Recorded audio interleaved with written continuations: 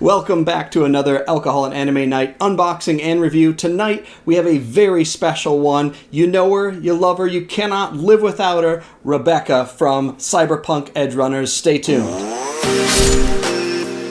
Thank you very much for joining us again. And this one is really one I've been looking forward to for a while. I placed a pre-order, it seems like a year ago, and Good Smile put out a Rebecca, a David, and a Lucy, and I think they all would look great as a set.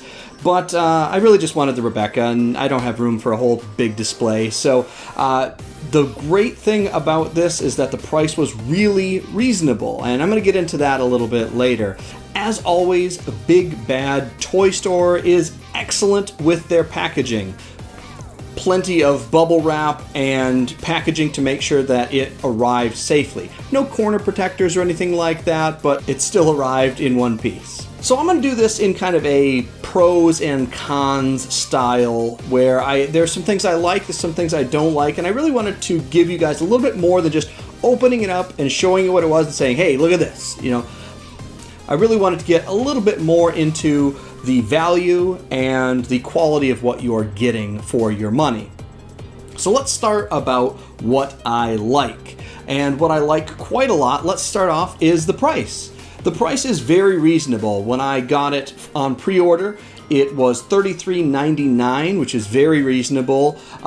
If you look on the Crunchyroll store, they have it for a couple bucks cheaper, about $31.99. But in both places, however, it's sold out now. So that is a negative in my opinion. So even though it's a really good figure, if it's not available and people can't get it, well, then that's kind of a bummer.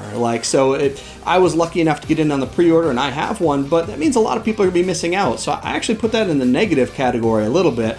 Some people would say, oh, great, you know, I have something that's worth a bunch of money, I can scalp it.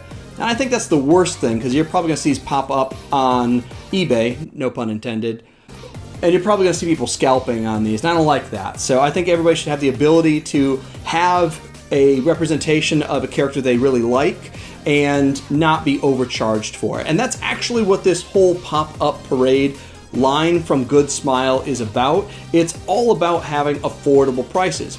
We know that there's tons of $300, $400 resin figures that are scale figures and stuff. They look amazing. But let's just be honest, most people are not going to be spending that kind of money. Even super fans, it's just a lot of money to spend on something like that, you know, in this economy. So this is a very reasonable market. Anything under $40, anything under $35, frankly, is a really good market to be in. So it's very competitive. So the idea that somebody might be going out there and scalping those, I hate that. So that is a positive on the one side. It was a very reasonable price for me, but a negative that since it's sold out, it's probably going to be scalped for really bad prices. So that one's kind of a wash, I guess.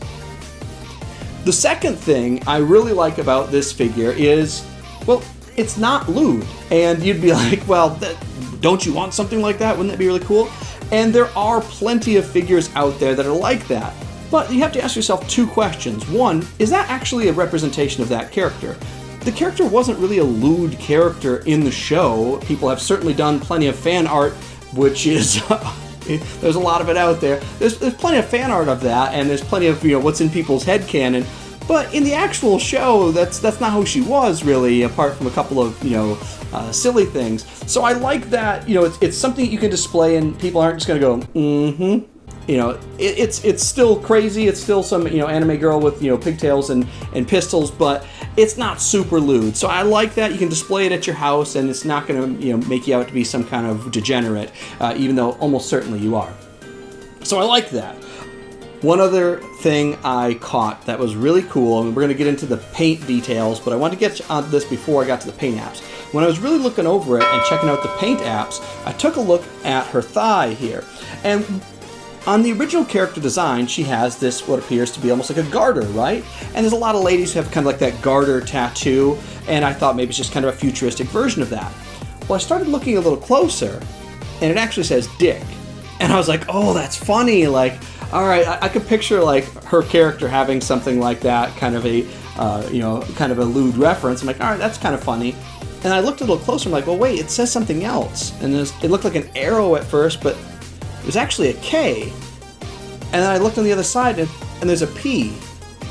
It's actually says P.K. Dick, as in reference to the famous science fiction author P.K. Dick. And I just thought that was a really cool attention to detail, and it blows my mind that I didn't see that as a fan of this character, that I didn't notice that until just now when I was checking out the paint apps. And the app is good enough that I was able to read it, so that's a really cool attention to detail. And of course her other tattoos on her neck. You can't see the one on her stomach, which is kind of like the Shadowrun logo, but it is really cool. When you zoom in a little closer, you get into the eyes, she has a lot of intricate detail on the eyes. The circuitry, she has multiple colors, and it's really clean. And it's very small. It's a pretty small paint app, but it is really clean. And there was definitely an opportunity to mess it up, and they didn't. They really, it's nice and clean. So good paint apps there.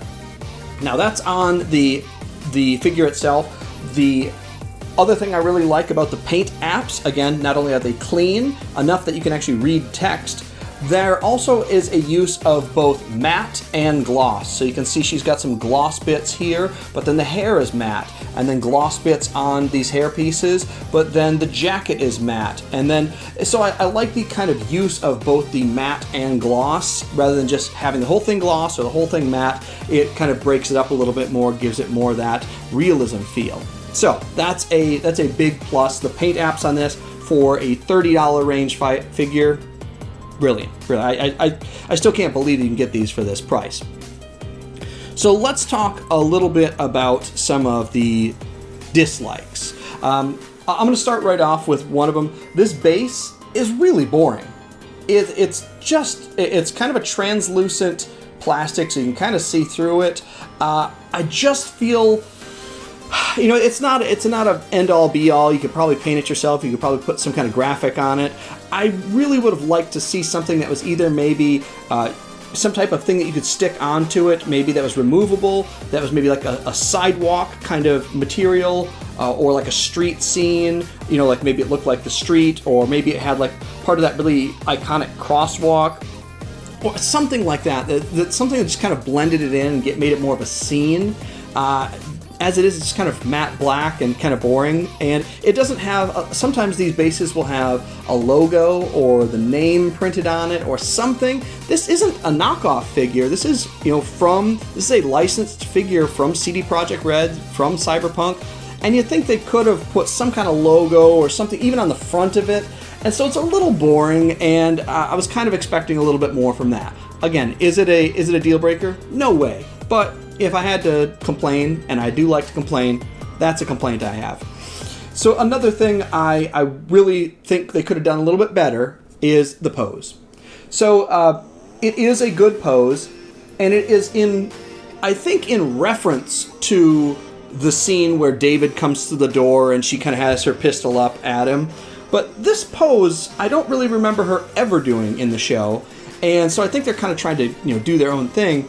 I would have liked to see maybe something either with her big hands, holding like the shotgun and kind of doing like a face, you know, kind of a crazy shooting, you know, type thing. That would have been cool.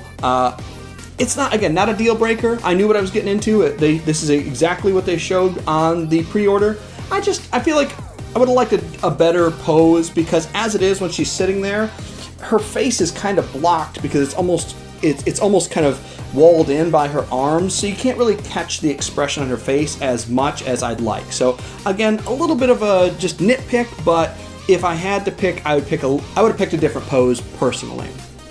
And on that kind of nitpicking, I do think for this price they could have done something interesting with, let's say, a removable blast effect. Now, a lot of the G.I. Joe Classified and Valaverse and some of those other figures they're more action figures, they have these blast effects you can pin into the guns, and it looks like they're firing, or it looks like smoke, or a bunch of different things.